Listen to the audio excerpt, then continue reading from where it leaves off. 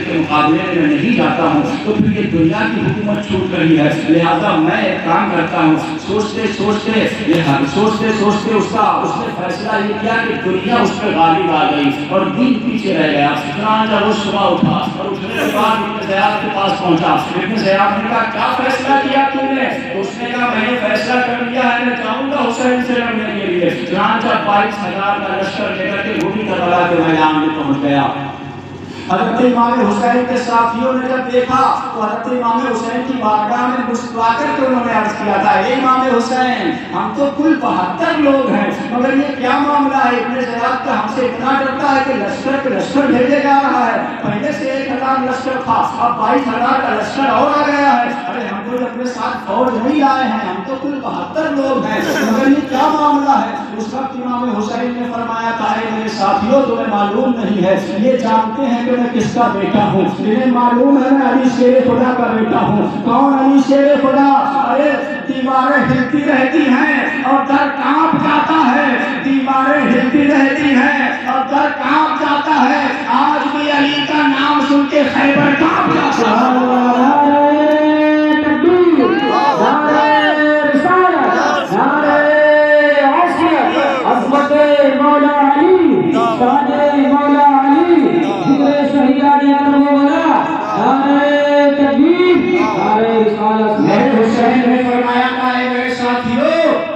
ابن زیاد جانتا ہے کہ میں کون ہوں، وہ اچھی طرح سے میرے حسب اور نسب کو جانتا ہے، اسے معلوم ہے کہ میری رگوں میں مصطفیٰ جان رحمت کا مبارک خون دوڑ رہا ہے، مجھے ہرانا اتنا آسان نہیں ہے، اسے معلوم ہے کہ میری ہڈیوں میں علی شیر خدا کی طاقت ہے، اسے معلوم ہے کہ فاطمہ زہرا کا خون میری رگوں میں دوڑ رہا ہے، اور میری اپنی جان میں جو مجھے دودھ کے ساتھ ساتھ قرآن کی تاثیر پلائی ہے، وہ تاثیر میری نس نس میں دوڑ رہی ہے، یہ یزیدیوں کو معلوم ہے، اس لیے اتنا لمبا چوڑا لشکر لے کر کے آیا ہے۔ چنانچہ عمر ابن سعد جب پہنچا تو وہ ڈائریکٹ حضرت امام حسین کے پاس پہنچا، حضرت امام حسین کو اس نے سلام کیا، سلام کرنے کے بعد حضرت امام حسین رضی اللہ تعالیٰ عنہ نے اس سے فرمایا، آؤ عمر ابن سعد آؤ، تم کیسے یہاں آ گئے ہو؟ اس نے کہا کہ اے امام حسین مجھے آپ کے لیے بھیجا گیا ہے، حکومت کی طرف سے میں آیا ہوں اور مجھ سے کہا گیا ہے کہ آپ کو جو ہے میں مجبور کروں اور یزید کی بیعت لے لوں۔ حضرت امام حسین نے فرمایا وہ تو میں نہیں کر سکتا کیونکہ یزید شرابی ہے اور یزید جو ہے ناچ کی محفل سجاتا ہے، یزید جو ہے۔ اچھا ایک بات بتاؤ، یہ حسین کی محفل میں آنے والوں حسین کے غلاموں، بات تو سچی ہے اور بات قبول بھی کر لو گے مجھے معلوم ہے، کیونکہ حسین کے نام پہ آج بھی حسین کے دیوانے اپنی گردن کٹانے کو تیار ہے، حسین کے نام پہ آج بھی حسین کے غلام اپنی جان دینے کے لیے تیار ہیں، بات تو تم ضرور مان لو گے، عمل کرو نہ کرو اس کی گارنٹی میں نہیں دیتا ہوں۔ ایک بات بتاؤ، حسین نے یزید کی بیعت کیوں نہیں کی؟ صرف اس وجہ سے کہ وہ نمازوں کو چھوڑتا تھا، اسی وجہ سے نا۔ ساری کوئی بھی تعلیم آپ اٹھا لیجیے، چاہے کوئی تفسیر اٹھا لیجیے، سب میں آپ کو ایک ہی بات ملے گی کہ امام حسین نے یزید کو اس لیے اس کے ہاتھ کو بیعت نہیں کی کیونکہ وہ نمازوں کو چھوڑتا تھا، کبھی کبھی لگاتار بھی نہیں چھوڑتا تھا، کبھی کبھی نمازوں کو چھوڑتا تھا اور ناچ کی محفل میں لڑکیوں کو نچاتا تھا۔ مجھے بتاؤ کہ یہ دونوں چیزیں ہمارے اندر ہیں یا نہیں ہیں؟ بولو نا زور سے، ہیں یا نہیں؟ تو پھر کیسے حسینی ہو؟ پھر ہم کہاں حسینی ہیں؟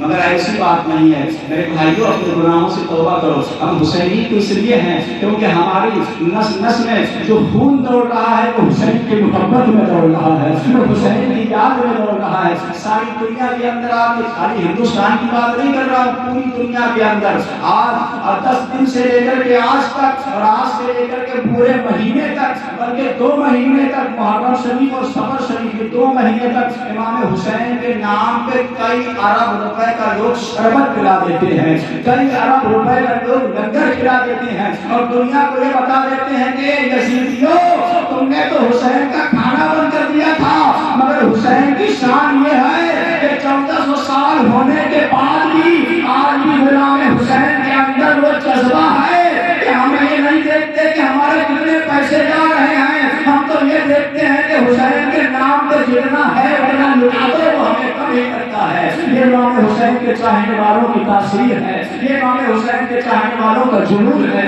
یہ امام حسین کے چاہنے والوں کا عشق ہے۔ اور پیارے عشق ہی وہ چیز ہے، عشق ہی وہ چیز ہے جو عاشق کے دل میں ہوتی ہے، اور عاشق کی نظر جس طرف اٹھتی ہے اسے اپنے حبیب کا کہنا ہے۔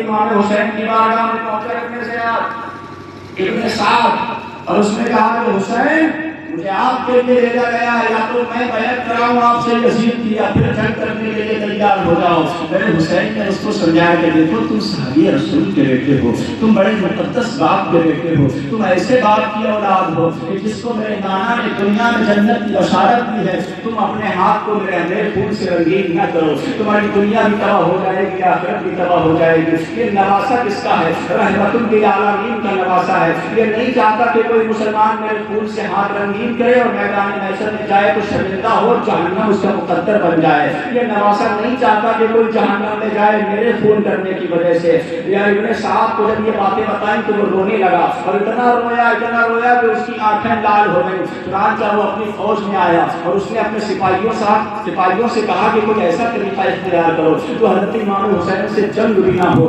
اور جو ہے میں بچ جاؤں یہ کام کرنے سے، اور میری حکومت بھی نہ جائے، کیونکہ لالچ اسے پیسے کی لالچ بھی تھی، دولت کی لالچ بھی تھی۔ چنانچہ اس نے کہا کوئی ایسا راستہ نکل جائے کہ میں حسین سے جنگ کرنے کے لیے بچ جاؤں، امام حسین سے جنگ نہ کروں، اور حکومت بھی میری نہ جائے، حکومت بھی مجھے مل جائے، اور امام حسین کو کوئی تکلیف بھی نہ ہو۔ چنانچہ پھر یزید کا خط آیا، پھر ابن زیاد کا خط آیا کہ تم لوگ سختی نہیں کر رہے ہو۔ ابن سعد روز جاتا، رات میں 2-4 گھنٹے تک، حالانکہ اس وقت کوئی ٹائم نہیں تھا، گھڑی نردھارت نہیں تھی، مگر رات میں جاتا تھا اور کافی دیر تک امام حسین سے بات چیت کرتا رہتا تھا۔ ہر بار میرے حسین سمجھاتے اس کو اور کہتے دیکھو تم بڑے مقدس باپ کے شہزادے ہو، میں نہیں چاہتا کہ تمہارے ہاتھ میرے خون سے رنگین ہو، جب تم مجھے قتل کرو گے، مجھے شہید کرو گے تو پھر دنیا میں بھی کامیاب نہیں ہو پاؤ گے، اور آخرت تو تمہاری تباہ ہو ہی جائے گی۔ چنانچہ ابن سعد کو یہ بات اچھی لگی اور وہ آیا اور اس نے جو ہے حر سے مشورہ دیا کہ حر کیا کیا جائے۔ حضرت امام حسین کے پاس یہ دونوں پہنچے، حر بھی پہنچے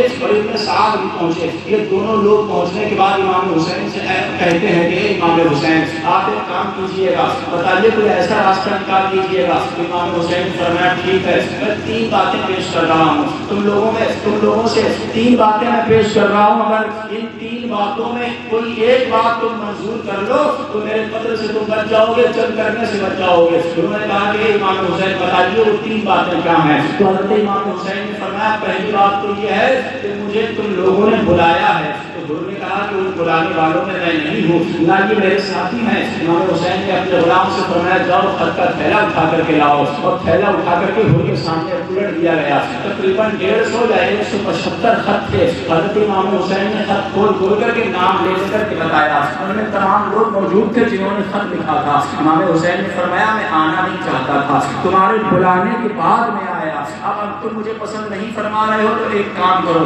مجھے جانے دو یزید کے پاس، میں دمشق چلا جاؤں گا۔ جیسے میرے بھائی نے امام حسن نے حضرت امیر معاویہ سے بات چیت کر لی تھی، معاملہ حل ہو گیا تھا، ایسے ہی میں خود جا کر کے یزید سے بات چیت کر لوں گا، مسئلہ حل ہو جائے گا۔ پہلی بات تو یہ ہے۔ دوسری بات یہ ہے کہ میں جہاں سے آیا ہوں، مکہ سے آیا ہوں، مجھے مکہ واپس جانے دو، اور اگر وہاں کے لیے بھی منظور نہیں ہو تو تیسری بات یہ ہے نہ میں مکہ جاؤں گا نہ دمشق جاؤں گا، بلکہ اللہ نے اتنی بڑی زمین بنائی ہے، کسی سرحدی علاقے کی طرف چلا جاتا ہوں اور میں وہیں رہوں گا، مجھے تمہاری حکومت سے کوئی لینا دینا نہیں ہے، تمہاری حکومت سے کوئی تعلق نہیں ہے۔